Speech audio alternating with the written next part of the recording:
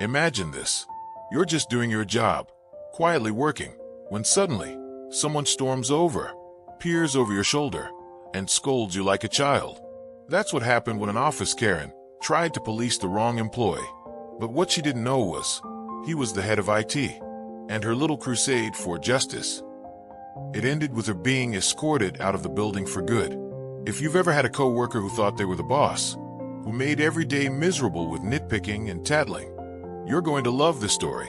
Hit that like button, subscribe, and buckle up, because this revenge is delicious. Every office has that person. The one who isn't your manager, isn't in charge of anything, but somehow decides it's their personal mission to enforce rules nobody else cares about. For us, that was Karen. And yes, her actual name was Karen. She wore it like a crown, strutting through our cubicles like some self-appointed sheriff of the workplace. She had this way of sneaking up behind you, like a shadow, just to catch you in the act of, God forbid, printing a personal document.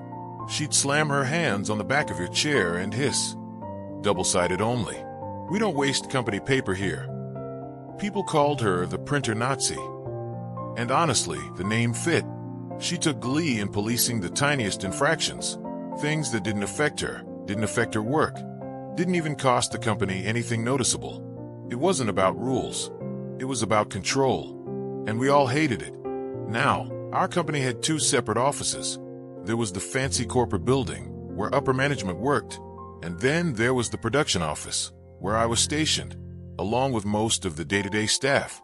Corporate people sometimes came down to use empty cubicles, and sometimes production staff went up to corporate. But here's the key. IT usually stayed at corporate.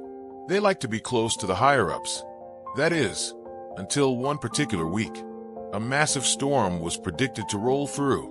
Tornado warnings, power outage risks, the whole deal. IT came down to our office that week to run some critical system upgrades, just in case the storm disrupted operations.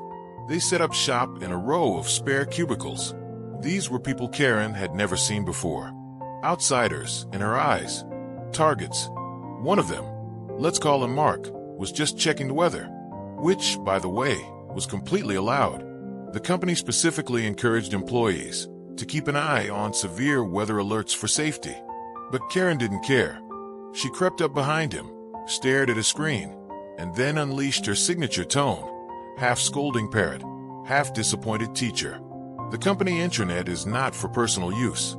This is a workplace, not your living room. She didn't know who he was. She didn't know she was lecturing the head of IT. Now, Mark, he could have destroyed her right then and there, pulled rank, dropped the "I'm literally your boss's boss" card. But instead, he just nodded politely, closed the weather page, and let her walk away smug and satisfied. Later that day, on our break, Mark came over to me chuckling. He said, "You won't believe what just happened.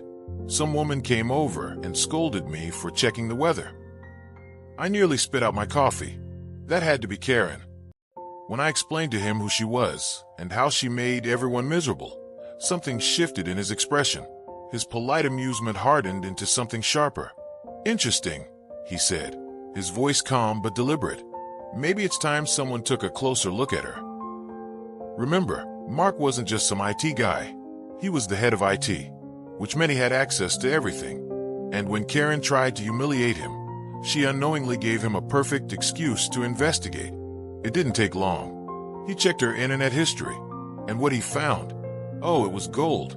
For someone so obsessed with rules, Karen was breaking the biggest one of them all. She wasn't just checking the news or weather. She was online shopping. Every single day. Not a quick peek, either. Hours. Blouses, shoes, knickknacks, you name it. Company time, company resources. All wasted while she sat in her private office, untouchable, thinking no one could see her. Mark didn't even have to stretch the truth. He had timestamps, logs, page after page of proof. And the best part, that same afternoon, after chewing him out for misusing the internet, Karen went straight back to her office and bought herself a brand new blouse online. Hypocrisy at its finest. A week later, it happened. Word spread through the office like wildfire. Karen had been called upstairs. She strutted past our cubicles with her usual air of superiority, like she was heading to give management another one of her concerns. But then, just 30 minutes later, the whisper started. 2 HR reps and a security guard walked her back down.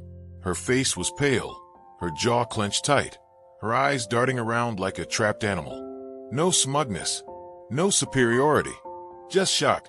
They didn't let her pack her things, didn't let her say goodbye. They walked her straight out the front doors, and just like that, she was gone. Bye-bye, Karen. There's a unique kind of satisfaction in this kind of justice. She wasn't punished for being annoying. She wasn't punished for being controlling. She was punished for the exact same behavior she accused others of, misusing company resources. Her downfall wasn't some act of malice. It wasn't sabotage. It was karma, served cold, by the very person she had tried to humiliate. And the moment we all saw her being escorted out, the entire office felt lighter, like a storm had passed, leaving clear skies behind. Sometimes, the universe doesn't need your help delivering justice. Sometimes, all it takes is a little patience and a Karen digging her own grave. And that's the beauty of this story. Had she just minded her own business, she would have kept her job. But Karens can't help themselves. If that ending gave you goosebumps, smash that like button. It helps more people find stories like this. Drop a comment telling me, what's the worst office Karen you've ever dealt with? And of course, subscribe if you want more satisfying revenge tales every single week. Because nothing feels better than justice served.